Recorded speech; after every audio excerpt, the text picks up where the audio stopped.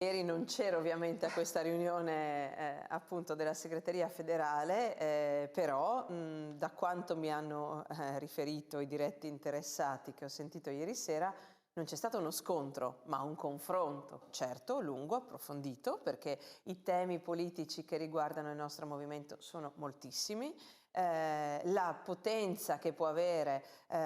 il movimento politico al quale appartengo da sempre rispetto ad intercettare anche nuovi consensi sta molto nella possibilità che la Lega dia valore ancora di più ai territori e a chi ne è espressione e anche a persone che hanno un seguito indiscusso e trasversale come Massimiliano Fedriga e Luca Zaia. È un confronto, è iniziato, infatti il federale si riunirà la prossima settimana, quindi a strettissimo giro per continuare questo lavoro e sono certa che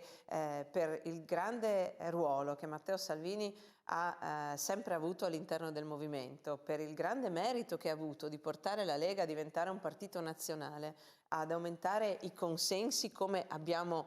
potuto registrare sotto la sua guida e per la grande intelligenza politica che lui ha sempre dimostrato, sono certa che si troverà una quadra insieme, perché come ha detto Zaia ieri, e questo l'ha detto, la Lega è una e noi facciamo parte della Lega ovviamente, con tutti i distinguo però per valorizzare il grande